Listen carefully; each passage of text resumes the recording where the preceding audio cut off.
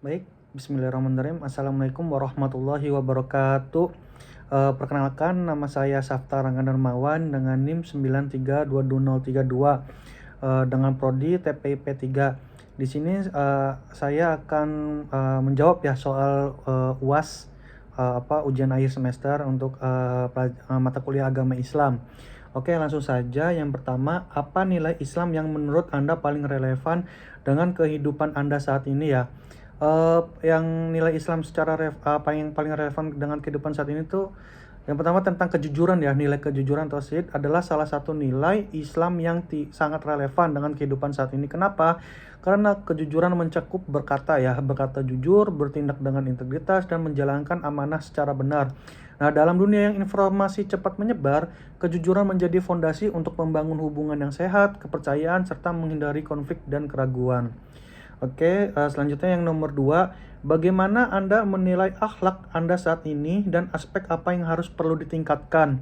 Nah, untuk menilai akhlak ya saat ini kita bisa menggunakan sejumlah indikator seperti yang pertama yang tadi kita jawab, yang saya jawab yang pertama kejujuran. Apakah masyarakat ini cenderung jujur dalam interaksi sehari-hari gitu? Dan yang kedua dengan tanggung jawab. Seberapa baiklah tanggung jawab kita gitu tuh secara pribadi maupun sosial yang dijalankan dalam kehidupan sehari-hari.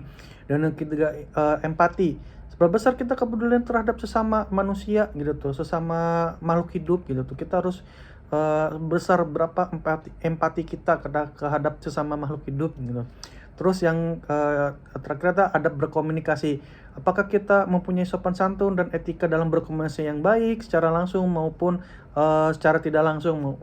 Contohnya adalah secara telepon atau dalam jaringan dan yang lain-lain.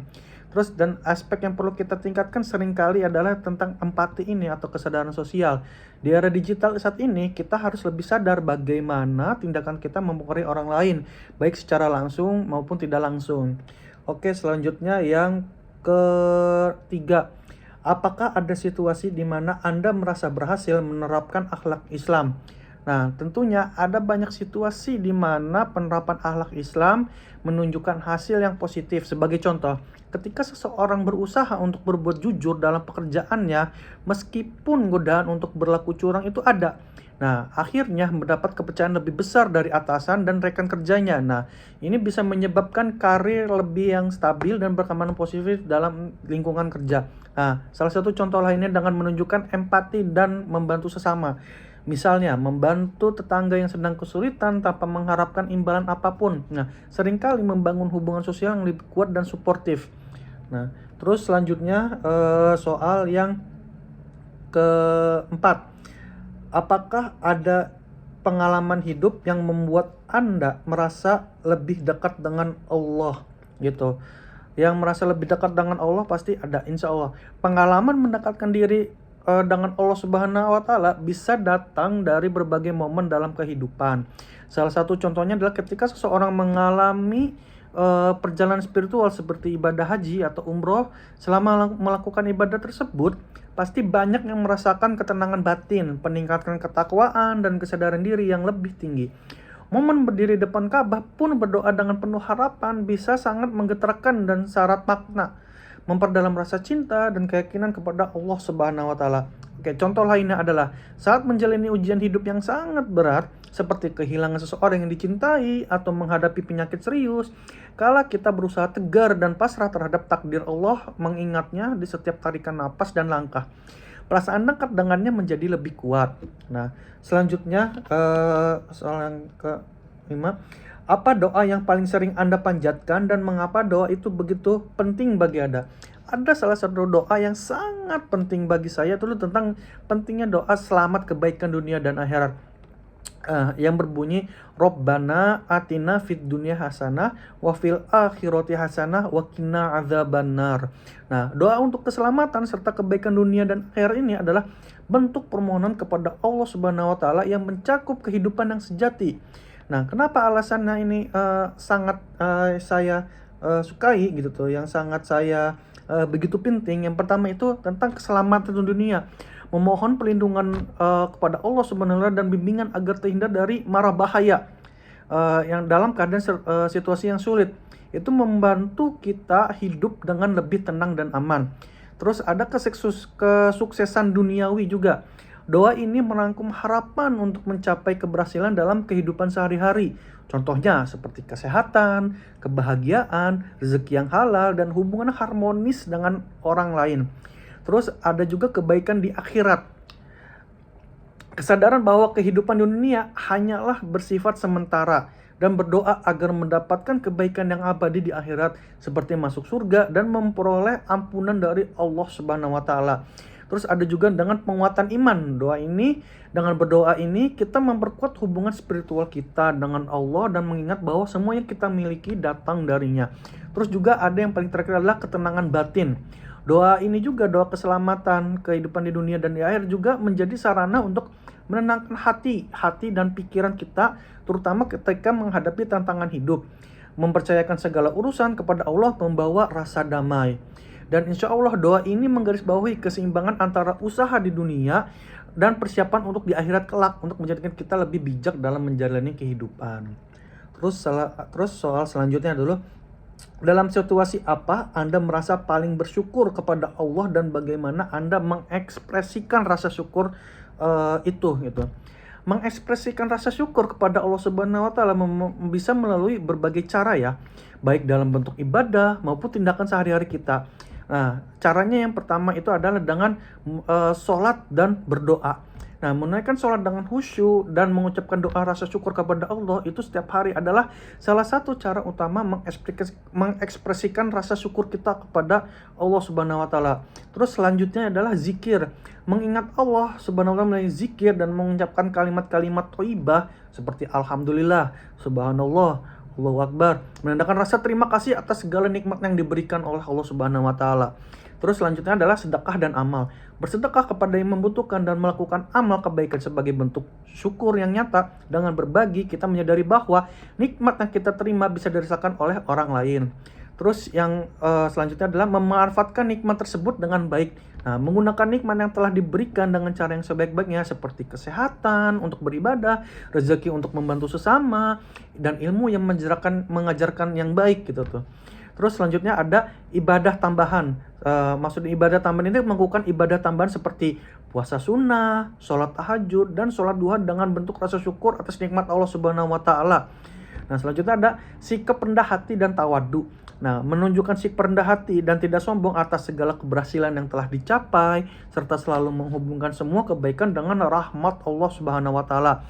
Dan yang terakhir adalah syukur dalam hati, menyadari dan merasakan keberadaan dan kebaikan Allah Subhanahu wa taala dalam setiap detik kehidupan kita meskipun tanpa diucapkan.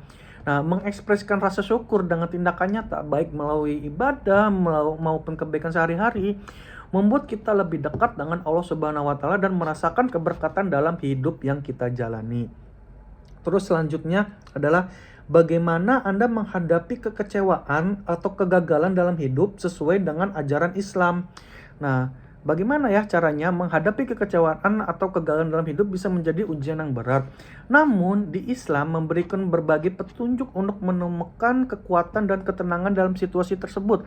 Berikut ada beberapa caranya. Pertama, kita harus bertawakal kepada Allah Subhanahu wa taala, menyandarkan semua urusan kepada Allah Subhanahu wa taala setelah berusaha sebaik mungkin. Percayalah bahwa Allah memiliki rencana yang lebih baik untuk kita dan bahwa segala sesuatu yang terjadi berdasarkan hikmahnya. Terus kita harus sabar. Sabar adalah kunci utama dalam menghadapi cobaan. Insya Allah, Allah berjanji dalam Al-Quran bahwa bersama kesulitan ada kemudahan. Di Quran surat Al-Insyirah ayat 6. Bersabar membantu kita tidak merasa putus asa. Selanjutnya itu kita berdoa dan berzikir. Berdoa memohon kekuatan dan petunjuk dari Allah serta berzikir untuk menenangkan hati. Zikir mengingat kita bahwa Allah selalu berada di sisi kita.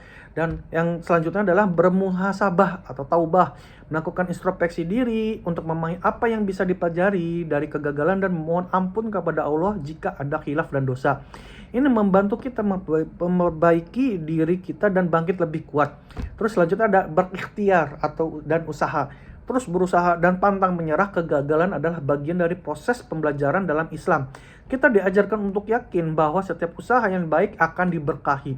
Selanjutnya adalah kita harus mencari dukungan juga. Seperti apa dukungan tersebut? Berbicara dengan orang-orang yang bisa memberikan dengan moral dan spiritual, seperti keluarga, teman yang soleh, atau seorang ustadz. Berada dalam lingkungan yang positif membantu kita pulih lebih cepat. Terus yang terakhir adalah sadari hikmah dari kegagalan. Allah mungkin menunda sesuatu untuk memberikan sesuatu yang lebih baik atau melindungi kita dari sesuatu yang tidak kita ketahui. Berpikir positif dan berusaha mencari hikmah di balik setiap kejadian akan membantu kita tetap optimis. Dengan menjalani langkah-langkah ini, kita bisa lebih tegar menghadapi kekecewaan dan kegagalan serta tetap dalam menemukan rahmat Allah Subhanahu wa taala, insya Allah. Terus selanjutnya adalah, apakah ada momen dalam hidup Anda ketika Anda merasa sangat membutuhkan bimbingan Allah? Bagaimana Anda menghadapinya? Momen hidup di mana seseorang mungkin merasa sangat membutuhkan bimbingan Allah sebenarnya bisa sangat beragam. Contohnya, saat menghadapi kehilangan orang yang sangat kita cintai, seperti salah satu anggota keluarga, rasa duka yang mendalam dan kesedihan bisa membuat kita merasa teramat rapuh dan kehilangan arah. Nah, cara menghadapi tersebut seperti apa? Pertama, bersabar dan ikhlas. Menerima takdir Allah dengan sabar dan ikhlas adalah langkah pertama. Islam mengajarkan kita bahwa segala sesuatu yang terjadi adalah sesuai dengan ketentuan Allah dan memiliki hikmah tersendiri. Terus yang kedua, memperbanyak ibadah dan zikir. Memperbanyak doa, sholat sunnah, zikir, dan membaca Al-Quran. Ini akan menenangkan hati dan memberikan kekuatan. Firman Allah dalam Quran surat Ar-Ra'd ayat 28 yang artinya, ketahuilah bahwa dengan mengingat Allah hati menjadi tentram. Dan yang selanjutnya adalah bertawakal kepada Allah. Tawakal berarti bersandar penuh kepada Allah dalam segala urusan kita. Setelah berusaha maksimal, serahkan semua hasilnya kepada Allah dengan keyakinan penuh bahwa Dia maha mengetahui yang terbaik untuk kita. Terus selanjutnya adalah berkumpul dengan orang-orang soleh. Duduk bersama dengan orang-orang yang beriman, mendengarkan ceramah atau tausiah atau kajian, dan berbicara dengan mereka yang bisa memberikan bimbingan moral dan spiritual. Ini akan menambah kekuatan batin kita. Terus yang selanjutnya adalah terus melangkah dan tidak berputus asa. Berusaha untuk tetap melanjutkan kehidupan dengan mencari peluang dan tantangan baru. Hidup adalah perjalanan dan setiap ujian adalah kesempatan memperbaharui iman dan ketakwaan kepada Allah. Nah, biasanya momen lain bisa terjadi ketika seseorang mengalami kegagalan dalam pekerjaan atau usaha. Merasa tertolak atau gagal bisa sangat menyakitkan. Namun dengan keyakinan bahwa rezeki telah ditentukan oleh Allah Subhanahu wa taala dan terus berusaha serta berdoa, kita akan menemukan jalannya. Terus dan dengan berpegang teguh pada ajaran Islam dan terus meningkatkan ketakwaan kita akan mendapatkan bimbingan oleh Allah dalam setiap langkah. Ingat bahwa Allah tidak akan membebani seseorang melampaui kemampuan. Nah, Quran surat Al-Baqarah ayat 286. Terus selanjutnya adalah soal selanjutnya, apa yang Anda lakukan ketika Anda dihadapkan pada pilihan yang bertentangan dengan ajaran Islam? Menghadapi pilihan yang bertentangan dengan ajaran Islam memang bisa menjadi ujian yang berat. Namun beberapa langkah yang bisa diambil untuk tetap berada di jalan yang benar. Yang pertama adalah istikharah. Lakukan sholat istikharah, memohon petunjuk kepada Allah Subhanahu wa taala. Sholat ini dilakukan ketika kita dihadapkan pada pilihan sulit. Dengan berdoa, kita meminta bimbingan Allah agar diberikan keputusan yang terbaik. Terus yang selanjutnya adalah konsultasi. Bertanya kepada orang-orang yang lebih berilmu seperti ulama, ustadz yang kita percaya dapat memberikan pandangan berbasis syariat Islam tentang pilihan tersebut. Selanjutnya adalah evaluasi diri. Analisis dan introspeksi apakah pilihan tersebut membawa manfaat jangka panjang atau hanya kepuasan sementara. Islam mengajarkan untuk memilih yang mendatangkan kebaikan dunia dan di akhirat. Selanjutnya adalah istiqomah. Berpegang teguh pada prinsip dan keyakinan, meskipun pilihan yang sesuai dengan ajaran Islam mungkin tampak sulit pada awalnya. Keteguhan ini akan mendatangkan berkah di kemudian hari. Terus selanjutnya adalah meminta doa dari keluarga dan teman-teman supaya diberi kekuatan dan hidayah dalam mengambil keputusan yang benar. Dan selanjutnya yang terakhir adalah menghindari dosa.